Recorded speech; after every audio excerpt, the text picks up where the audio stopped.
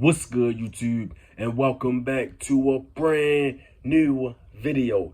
Look, man, if y'all new here to the channel, I need y'all to do me a few favors. Number one, like this video. I'll appreciate it. Number two, subscribe to the channel. I'll appreciate it. And number three, make sure y'all turn on that bell, man. So whenever I drop a new video, you will be notified. Once again, I'll appreciate it. Today's shout out goes to Lindsay Part. Once again, shout out to Lindsay Part. Also, if y'all not following me on Instagram, make sure y'all go over there and follow me at LaPaul_. That is LIPAUL_. Especially if y'all want to see a different side of me from here on YouTube. Here in today's video, man, we're going to be reviewing the new Halloween movie that just came out, Halloween Ends. Now, this review contains spoilers. I'm just letting y'all know that now. So if you haven't seen the movie, go watch the movie. Don't be mad at me because I'm spoiling the movie. I just told y'all that this is a spoiler review, so I'm going to be telling y'all spoilers, obviously.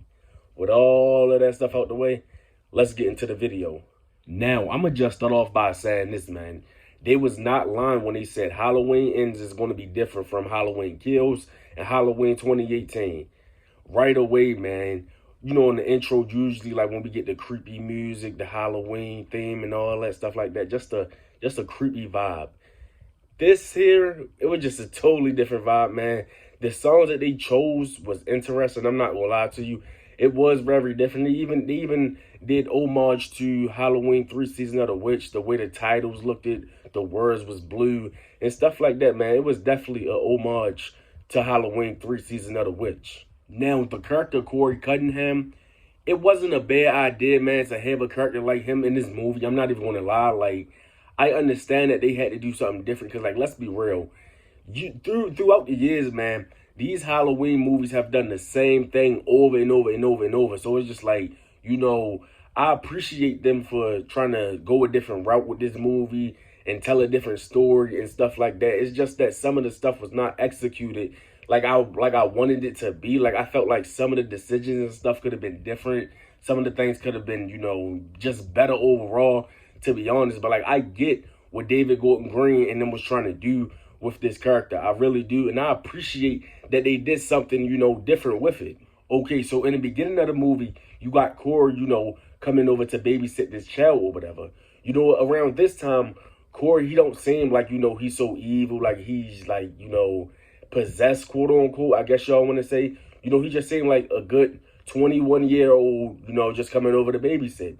You know, so the little boy that he was babysitting, though, you know, he was kind of an asshole. I'm just sorry, like, he was getting smart with Corey and all that. So eventually, you know, they watching a scary movie. The little boy runs off after Corey go into the kitchen to get some milk, and I think it was some chocolate cake or whatever. So Corey go into the kitchen, the little boy, he start pulling pranks on Corey, like opening the door and stuff, and the little boy was running upstairs and stuff like that. So Corey went upstairs. I believe it was in the attic. I believe Corey went upstairs in the attic or whatever, and the little boy trapped him in there. And Corey, you know, he was banging on the door like, let me out, let me out. And meanwhile, when he was doing that, the parents was pulling up, you know, back to the house. So, like I said, Corey banging on the door like, let me out, let me out. You know, and the parents open the door. They hear Corey yelling at the little boy. Next thing you know, Corey kicked the door. The little boy fall over the banister. Boom. Hit the floor.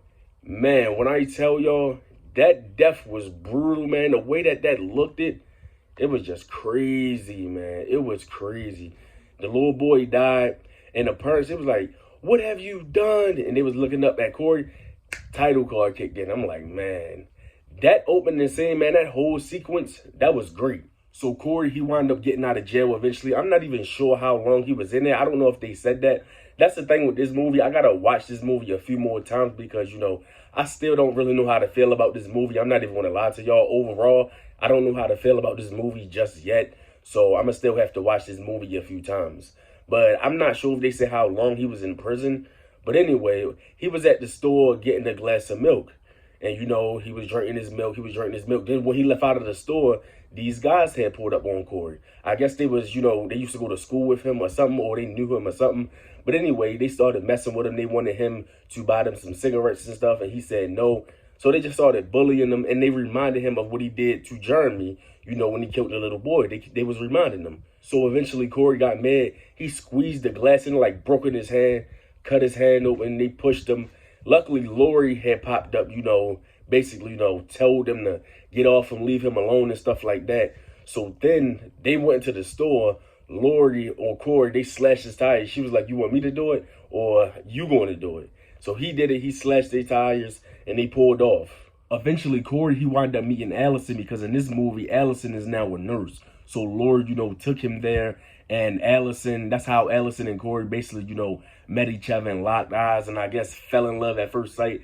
Especially Allison, man. She was all over Corey. So that's how Corey and Allison got introduced. Eventually Corey and Allison, they had went out to the club. They was having a good time, drinking and all that stuff. But eventually Corey had ran into the mom. The little boy that he killed, he ran into his mom. And she was basically reminding him, like, how dare you out here partying when you killed my son and yada, yada, yada. And she was just, screaming eventually into Corey stormed out. And then Allison came out there behind him.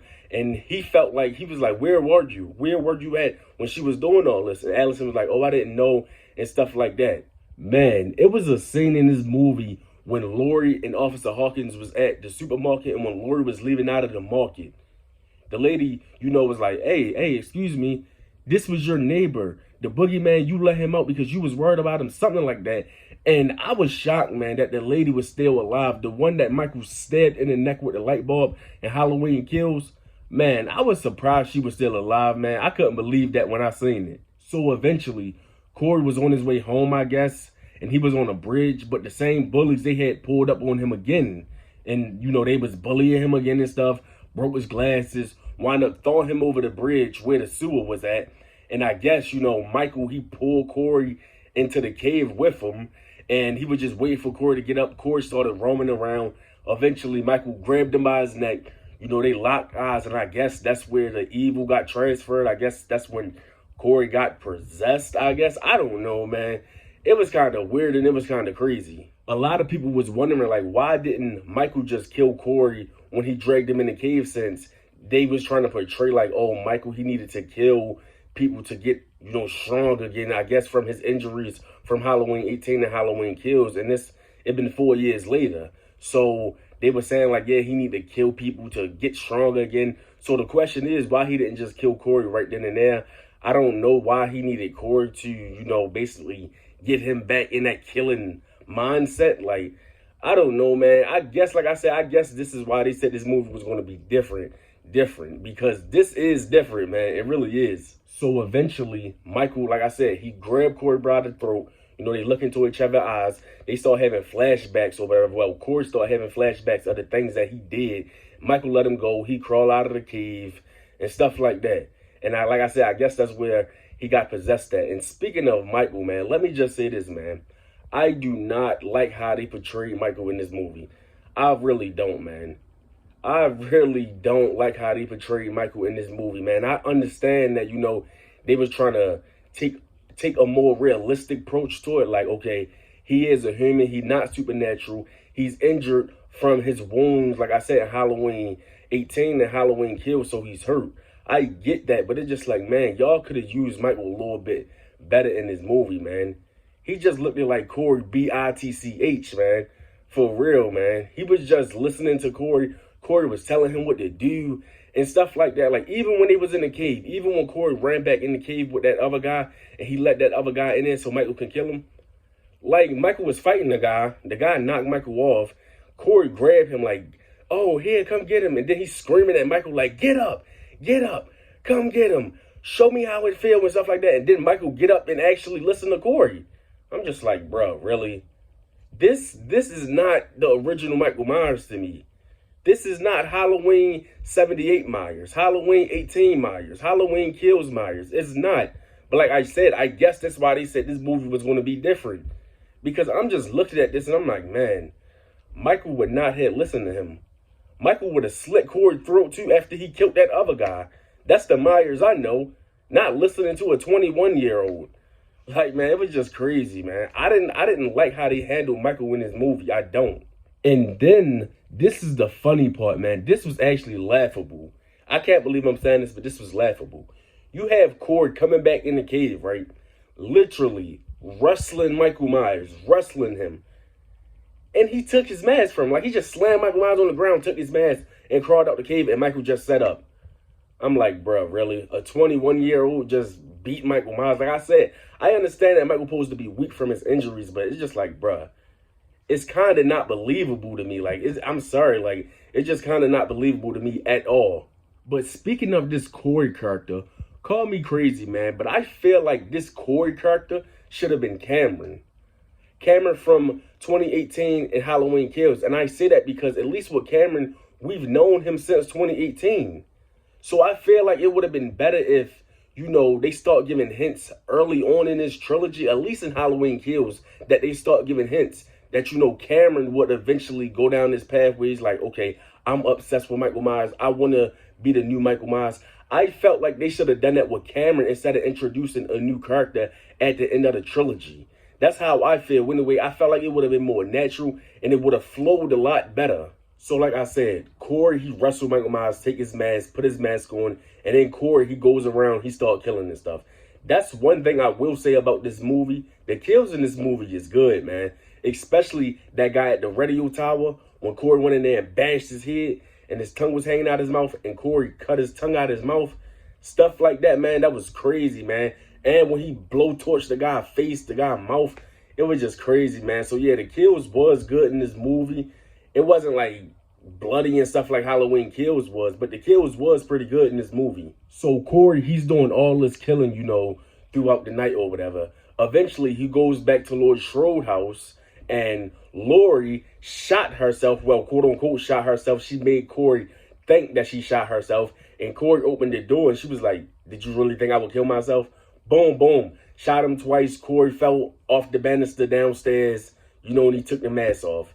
Laurie came down the steps like, "You came here to kill me, so do it." And she started saying some other stuff. Like I said, I got to watch this movie a few more times, man, because I don't really know how I feel about this movie. I'm sorry. Like I said, I'm not really sitting right here and say I hated this movie, like, but I don't know, man. I don't know if I like this better than Halloween Kills or 2018. This probably be just dead last in this trilogy to me. Like I said, I got to watch it a few more times. But yeah, she shot Corey. He falls down, and eventually Michael come in the house. He kills Corey anyway, so it just begged the question, like, why Michael didn't just kill Corey earlier on in the movie. I'm just like, I don't know. Like I said, they needed to get from A, B, C, D, you know, in the story. So I guess some of the stuff didn't make sense, and some of the decisions, I was just like, what? And then they ain't even mention this. Corey stabbed himself in his neck to make it seem like Laurie killed him. That's what he wanted, you know, to show Allison, since he knew Allison was coming to the house. So he stabbed himself in his neck. He didn't die from it. Like I said, Michael actually came in there and Michael killed him. He broke Corey's neck and he took his mask back. So eventually, Michael and Laurie, they get into their fight, the fight that you seen in the trailer, the kitchen fight. They get into that. So Laurie is hiding out in the closet. Michael, you know, he's walking, stalking and stuff like that, seeing what's going on or whatever. I'm pretty sure he's saying Laurie walk past, and people was like, well, was Michael looking for Laurie? I really don't know. It seemed like he kind of was, though, because he could have just left the house. Instead, he just walked to what he just seen. Well, I believe he's saying it anyway. So, yeah, like I said, Laurie hiding in the closet. It's something hitting the wall. She stopped that. Michael turned around. He walked to the closet. It was some food in the microwave, and the food exploded. And Michael, like, you know, looked at the microwave, and then Laurie jumped out on him, and they just started going back and forth, going back and forth. Now, this is what I will say about this whole fight scene, man. The fight scene was good. It was good. I just wish that it was a little longer, man, but it was brutal. It was brutal, man. You got Michael throwing Laurie over the countertop. You got Laurie stabbing Michael in his hand, stabbing him in his other hand, taking a pan, beating on the knife so the knife can go deeper in Michael's hand. I'm just like, man, this is brutal. Michael, he tried to put Laurie's hand down the garbage disposal to chop her hand up. I'm just like, man, they even did a callback when Laurie stabbed Michael in his neck with the needle in the original. They even did a callback, and Michael was trying to stab her, you know, in her neck with the needle. But she started taking his mask, and y'all know Michael don't like his mask off. So when she started taking his mask off, he just said, forget all that. I don't know, man. Part of me feel like Laurie Strode, Jamie Lee Curtis in real life, she had somewhere written into her contract that she's not going to die in these movies. Because, like, even with the fight, man, like I said, I get it that they trying to make, they trying to make it realistic. Michael was hurt, so he's not at his full strength. But, man, she just made Myers look like a punk, man. Myers looked like a punk, man. He went out. I was just like, this is how they going to kill Michael, man. This is how they going to do it. Like I said, she stabbed him in his hands, started beating on the pan or whatever. Eventually, she took his mask off, slit his throat, slit his wrist. Then Allison come into the kitchen, break Michael's arm because Michael had took his hand off the knife and he grabbed Lloyd by the neck. Allison come in there, break his arm. I'm just like, man, they did Myers dirty, man. They could have had him put up a better fight. That's all I'm saying. They could have had him put up a better fight in this ending battle. I'm not even surprised, though, that Lloyd Strode won. I'm not surprised because I even said that back then, man. It was always in the back of my mind that Lloyd is going to win and they're going to kill Michael. I just kept telling myself that even though I wanted Michael to win, if y'all didn't know, I wanted Michael to just kill everybody and be victorious, man. That's what I wanted. So eventually they take his body, where they chop up old car scraps at, mechanic shops and stuff like that. I don't really know what the machine is called. They throw Michael's body in there. He get grinded up. I'm just like, yeah, he definitely did, man. It ain't no coming back from that. But I just felt like they did Michael so dirty, man. What do y'all think? How do y'all think that they treated Michael? I think they did him dirty and he could have put up a better fight, like I said. Another thing that I want to talk about, the movie looked great, man. It probably looked better than, Kills and 18. They definitely upped it a notch. Another thing I wonder how Faz is going to look back at this trilogy in another 10 years, man. I'm very curious to see how people is going to look back at this trilogy. A lot of people were saying that this movie right here, Halloween Ends, is so far off than Halloween 18 and Kills. They don't even put this movie a part of the trilogy, and this movie should have been just its own movie. This shouldn't even been part of, 18 and Kills as a trilogy. Another thing, I'm going to predict that they're going to reboot, this franchise again. The 50th anniversary, I believe that's 2028. That is my prediction on when they're going to reboot this entire franchise, man. But that is my spoiler review, man. I would tell y'all go watch it. I'm not going to say don't watch it. Because like I said, the movie is not bad, but it's just certain things I was just shaking my head at, man. Especially how they treated Michael, man. I did not like that at all. Overall, I'll give this movie, like if I had to grade it on a scale from 1 to 10, I'll give it like a 6 out of 10. Like, but if they treated Michael better, this movie for me at least would have been an 8 and above. 8 out of 10 and above. Probably 8.5 out of 10. Somewhere around that range, man. But since they didn't treat Michael how they should have, it get a 6 out of 10 for me. Anyway, man, let me know what y'all think about this movie. How did y'all see it? When did y'all see it? Yeah, what did y'all think about it? Down in the comment sections below. Like, subscribe, comment, do all that good stuff. And I will be back with more content for y'all soon. I'm out. Peace. Y'all have a blessed day.